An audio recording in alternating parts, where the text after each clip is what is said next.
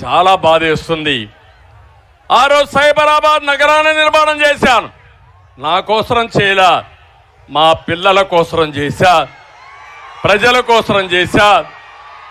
దానివల్ల వాళ్ళు బాగుపడ్డారు. ఉద్యోగాలు కావాలన్నా, లేకపోతే ఆదాయం ప్రభుత్వానికి రావాలన్నా అలాంటి సిటీ ఉండాల్సిన అవసరం ఉంది. ఈరోజు తమిళనాడుకి చెన్నై ఉంది, తెలంగాణకు హైదరాబాద్ ఉంది, కర్ణాటకకు బెంగళూరు ఉంది. ఏం తమ్ముళ్ళు మిమ్మల్ని అడుగుతున్నా, ఏమమ్మా ఆడబిడ్డలు మిమ్మల్ని అడుగుతున్నా, మన రాజధాని ఏదమ్మా? ఏ తమ్ముళ్ళు మన రాజధాని? 5 ఏళ్లు రాజధాని లేకుండా చేసిన దుర్మార్గుడు ఎవరని మిమ్మల్ని అడుగుతున్నా. ఇది న్యాయమా అని మిమ్మల్ని అడుగుతున్నా. 3 రాజధానుల పేరుతో 3 ముక్కలాట ఆడేసి నేను వెళ్ళిపోతా విశాఖపట్నానికంటే నువ్వెక్కడికి వెళతావు, నువ్వెక్కడే ఉండమని కోర్టు కూడా మొట్టికాయలేసే పరిస్థితి వచ్చింది. కానీ ఒక పని చేశాడు. అక్కడ చూస్తే 500 కోట్ల రూపాయలు ఖర్చు పెట్టి ఆ కొండనే మొత్తం బోడిగుండు కొట్టించేసి 500 కోట్ల రూపాయలతో ప్యాలెస్ కట్టాడు. ప్రజాధనాన్ని ఏ విధంగా దుర్వినియోగం చేశాడో ఇది ఒక ఉదాహరణ మాత్రం. నేను అందుకే ఒకే మాట చెప్తున్నా, అయిపోయింది ఈయన పని. మళ్ళీ రాజధాని అమరావతిగానే ఉంటుంది. ఈ తిరువూరు మహాసభలో చెప్తున్నా, మన రాజధాని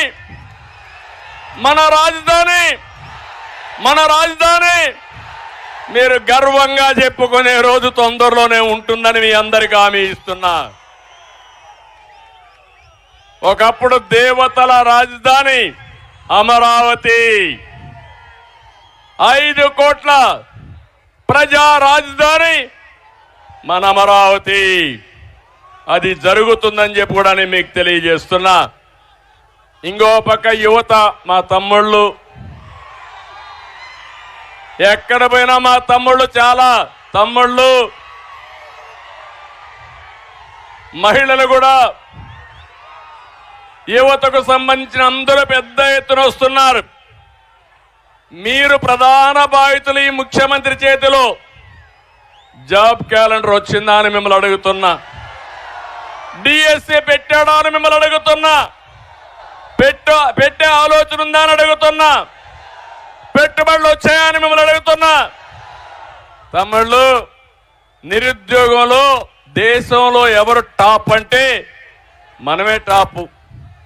మొన్నే అనౌన్స్ చేశారు, 24% 15 సంవత్సరాల పైబడిన వాళ్ళు నిరుద్యోగులుగా ఉండే ఏకైక రాష్ట్రం మందే. ఉద్యోగాలు రావాలంటే పెట్టుబడులు రావాలి. పెట్టుబడులు వస్తున్నాయని మిమ్మల్ని అడుగుతున్నా. కాదు, జగన్మోహన్ రెడ్డి మాఫియాని తెస్తున్నాడు. ఇక్కడే విజయవాడలో SCL ఉంది, ఐటీ కంపెనీ. ఆయన మన రాష్ట్రానికి వస్తే నేను స్వయంగా ఆయన నా కారులో తీసుకుని ఎయిర్పోర్ట్కి వెళ్ళి ఆయనకి సెండ్ ఆఫ్ ఇచ్చాను.